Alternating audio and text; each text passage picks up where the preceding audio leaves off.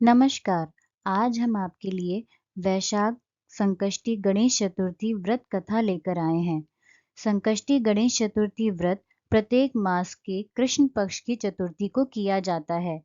वैशाख मास के कृष्ण पक्ष की चतुर्थी को किया जाने वाला व्रत वैशाख संकष्टी गणेश चतुर्थी व्रत कहलाता है। इससे कष्ट दूर होते हैं और धर्म, अर्थ, मोक्ष, विद्या, धन व आरोग्य की प्राप्ति होती है। इस दिन चौथ माता संग गणेश जी की पूजा की जाती है। चौथ माता की कथा के बाद विनायक कथा कही और सुनी जाती है। आइए कथा शुरू करते हैं। किसी गांव में एक विधवा माता और उसका पुत्र रहता था। बेटा गायों को चराकर अपना लालन पालन करता था। उसकी माता 12 मासी चौथ माता का व्रत करती थी। वह हर महीने की विनायक चौथ को चूरमे के 5 लड्डू बनाती थी। उनमें से एक चौथ माता की, एक गणेश जी महाराज का, एक गाय का निकालकर दान करती, एक बेटे को खिलाती और एक स्वयं खाती थी। एक दिन वैशाख महीने की चौथ थी। बेटा पड़ोसन के घर गया और वहां चूरमा देखकर पूछने लगा। तब तो वह बोली, आज बैसाखी चौथ है, इसलिए मैंने चूरमा बनाया है। तेरी माँ तो हर चौथ को ही बहुत सारे लड्डू बनाती है, पर तुझे केवल एक ही लड्डू खाने को देती है, ठंडी बासी रोटी ही खाने को देती है। लड़का उसकी बातों के बहकावे में आ गया और अपनी माता से बोला, माँ तू तो चूरमा खाती है और मुझे सिर्फ एक लड्डू देती है, इसलिए तू यह चौथ माता का व्रत करना छोड़ दे। माँ ने कहा, बेटा मैं तो चौथ माता का व्रत तेरी ही सुख शांति के लिए करती हूँ, मैं ये व्रत नहीं छोड़ सकती हूँ। इस पर बेटा विदेश जाने लगा तो माता बोली, बेटा यदि तू मेरे से नाराज होकर विदेश ही जाना चाहता है तो यह माता जी के आगे अपने साथ लेता जा। तेरे पर कोई संकट आ जावे तो चौथ माता और विंदायक जी का नाम लेकर इन्हें डाल देना, तेरा संकट दूर हो जाएगा। लड़का उन आंखों को लेकर विदेश चला गया। रास्ते में उसे एक खून से भरी हुई नदी मिली, जिसे पार करना असंभव था।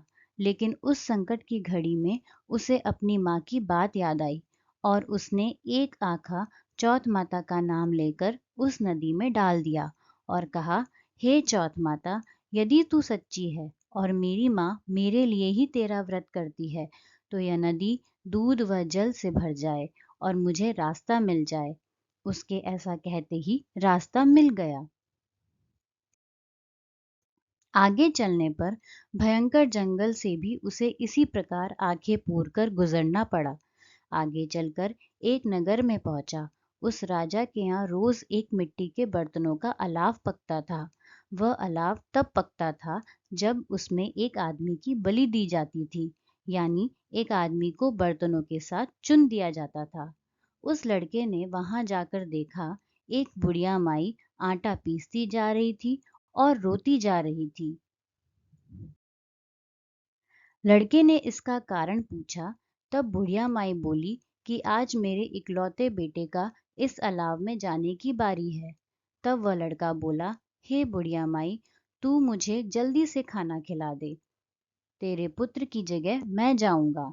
बुढ़िया माई के मना करने पर भी वो नहीं माना और राजा का बुलावा आने पर अपना सामान बुढ़िया माई के घर छोड़कर चला गया।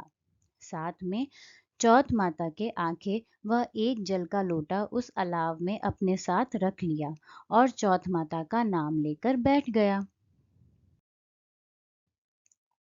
दूसरे दिन अलाव पककर तैयार हो गया।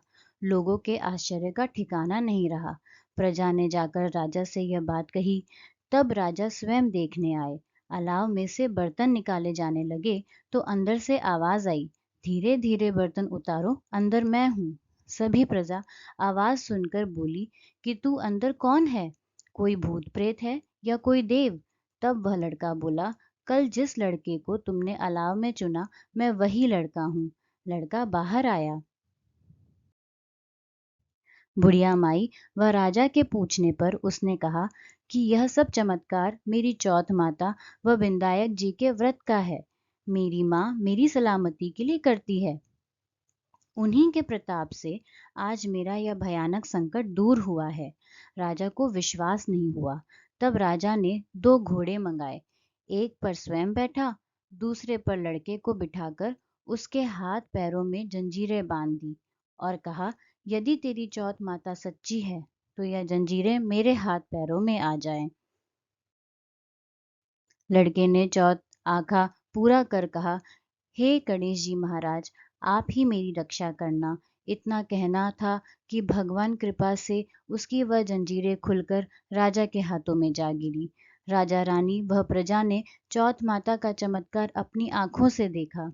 उसी दिन से वह सभी चौथ माता व विनायक जी के परम भक्त हो गए। राजा ने अपनी राजकुमारी का विवाह उस लड़के के साथ कर दिया और बहुत सारा धन वैभव देकर उसको विदा किया। अब वह दोनों वर वधू अपने गांव पहुंचे तो लोगों ने जाकर बुढ़िया माई को बताया कि तेरा बेटा बहू को साथ लेकर आ रहा है। तब वह बोली, अरे नहीं, मेरे भाग्य में बहू बेटे का सुख कहाँ। वह ऐसा कह ही रही थी कि दोनों जने उसके पैरों में गिर गए और बेटा अपनी माँ से माफी मांगने लगा और कहने लगा, यह सब चौथ माता की ही कृपा है कि आज मैं तेरे सामने खड़ा हूँ। इसके बाद उसने सारे नगर में ढिंढोरा पिटवा दिया कि सभी सुहागनें, बेटे की माँ, हो सके तो लड़कियां भी चौथ माता का व्रत करें, हो सके तो पूरी 12 महीने की 13 चौथ करें, नहीं तो चारों बड़ी चौथ करें, नहीं तो 2 चौथ तो अवश्य करें। बोलो चौथ माता की जय। बोलो गणेश भगवान की जय। विनायक जी की कहानी। एक गांव में एक ब्राह्मण व उसकी पत्नी रहते थे। ब्राह्मण देव बड़े ही श्री गणेश भक्त थे। उसने अपने घर में ही एक छोटा सा सुंदर सा भगवान श्री गणेश का मंदिर बना रखा था। मूर्ति स्थापित कर रखी थी। वह प्रतिदिन स्नान आदि से निवृत्त होकर आराध्य देव की पूजा अर्चना धूप दीप करते थे। घंटों गणेश चालीसा स्तुति आदि का पाठ किया करते थे। आरती के समय झालर घंटी आदि की आवाज से ब्राह्मणी बहुत परेशान होती थी। उसने एक दिन भगवान गणेश की मूर्ति कोने में छिपाकर ढककर रख दी और सोचने लगी कि देखें ये अब कैसे पूजा करते हैं। तभी कुछ समय बाद ब्राह्मण देव स्नान करके कमरे में मंदिर के पास पधारे और मूर्ति को वहां ना पाकर उदास मन से अपनी पत्नी से क्रोधित होकर पूछने लगे। तब स्त्री कुछ नहीं बोली। इतने में ही श्री गणेश को बहुत जोर से हंसी आ गई। ब्राह्मण व ब्राह्मणी ने कपड़ा हटाकर देखा। भगवान श्री गणपति की मूर्ति जोर जोर से हंस रही है। दोनों पति पत्नी उनके चरणों में नतमस्तक हो गए, बारंबार प्रणाम करने लगे और अपने व्यवहार के लिए पत्नी क्षमा याचना करने लगी। रिद्धि सिद्धि के दाता श्री गजानन महाराज बोले कि मैं तेरी भक्ति से प्रसन्न हूँ। यह कहकर उन्होंने उसके घर को धन वैभव हीरे मोती से भर दिया। पुत्र प्राप्ति व सुख शांति का वरदान देकर अंतर्ध्यान हो गए।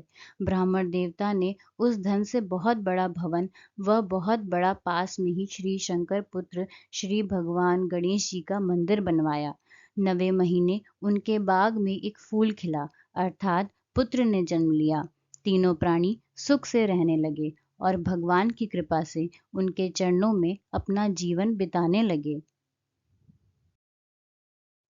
हे गणपति देव, ब्राह्मण देवता की तरह हमारी भक्ति से भी प्रसन्न होइए और हमें भी अपने स्वरूप का साक्षात दर्शन दीजिए। बोलिए श्री माता पार्वती पुत्र श्री गणेश जी की जय।